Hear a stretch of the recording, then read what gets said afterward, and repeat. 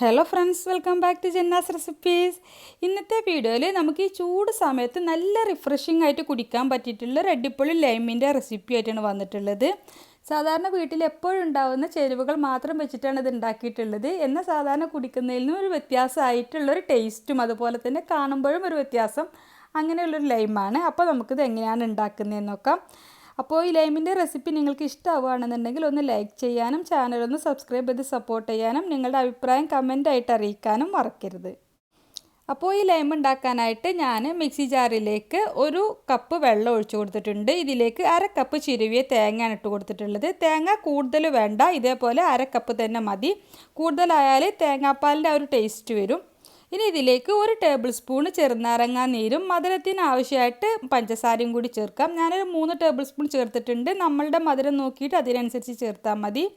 പിന്നെ വളരെ ചെറിയൊരു കഷ്ണം ഇഞ്ചി ചേർക്കുന്നുണ്ട്. അത് ഞാൻ പെട്ടെന്ന് അറിയാൻ വേണ്ടിയിട്ട് ഒന്ന് ചെറുതായിട്ടൊന്ന് കട്ട് ചെയ്തിട്ട് കൊടുക്കുകയാണ്. ഇനി ഇതിലേക്ക് ഒരു 2 നുള്ളു ഉപ്പ് കൂടി ചേർക്കുന്നുണ്ട്. ഉപ്പ് ചേർക്കുകയാണെങ്കിൽ പ്രത്യേക ടേസ്റ്റാണ് ഈ ലൈം കുടിക്കുന്ന സമയത്ത്.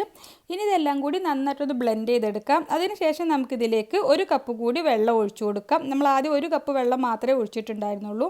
അപ്പോൾ 1 കപ്പ് കൂടി വെള്ളം ഒഴിച്ചു കൊടുക്കാം. എന്നിട്ട് ഇത് നന്നായിട്ടൊന്ന് അരിച്ചെടുക്കണം. അരിച്ചെടുക്കുന്ന സമയത്ത് ഒട്ടും തരികളൊന്നും ഇല്ലാത്ത രീതിയിൽ ചെറിയ ഓട്ടകളുള്ള അരിപ്പയിൽ തന്നെ അരിച്ചെടുക്കാൻ വേണ്ടി നോക്കുക. നമ്മളിത് കുടിക്കുന്ന സമയത്ത് തേങ്ങയുടെ തരി ഉണ്ടെങ്കിൽ വലിയ ഓട്ടകളുള്ള അരിപ്പയിലാണെന്നുണ്ടെങ്കിൽ കുടിക്കുന്ന സമയത്ത് അത്ര സുഖം ഉണ്ടാവില്ല. അതുകൊണ്ടാണ് ചെറിയ അരിപ്പയിൽ തന്നെ അരിക്കാൻ വേണ്ടിയിട്ട് പറഞ്ഞത്. അപ്പോൾ ഇത് നമുക്ക് ഒരു 3 ചെറിയ ജ്യൂസ് ഗ്ലാസ്സിനാണെങ്കിൽ ഒരു 3 ഗ്ലാസ്സിൽ സെർവ് ചെയ്യാനുള്ള ലൈമാണ് ഉണ്ടാവുക.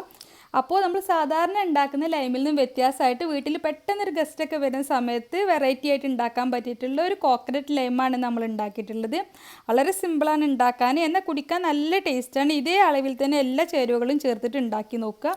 ഈ ചൂടിനും അതുപോലെ നോമ്പ് തുറ സമയത്തൊക്കെ കുടിക്കാൻ പറ്റിയിട്ടുള്ള ഒരു അടിപൊളി ലൈമാണ്. ട്രൈ ചെയ്ത് നോക്കുക. ട്രൈ ചെയ്തിട്ട് നിങ്ങളുടെ അഭിപ്രായം കമൻ്റായിട്ട് അറിയിക്കുക. നിങ്ങൾക്ക് ഈ റെസിപ്പി ഇഷ്ടമായെങ്കിൽ ഒന്ന് ലൈക്ക് ചെയ്യാനും ചാനൽ ഇതുവരെ സബ്സ്ക്രൈബ് ചെയ്തിട്ടില്ലെങ്കിൽ ചാനലൊന്ന് സബ്സ്ക്രൈബ് ചെയ്യാനും മറക്കരുത്. ഇൻഷാ അല്ലാ മറ്റൊരു അടിപൊളി റെസിപ്പിയുമായിട്ട് നമുക്ക് വീണ്ടും കാണാം. Thank you for watching.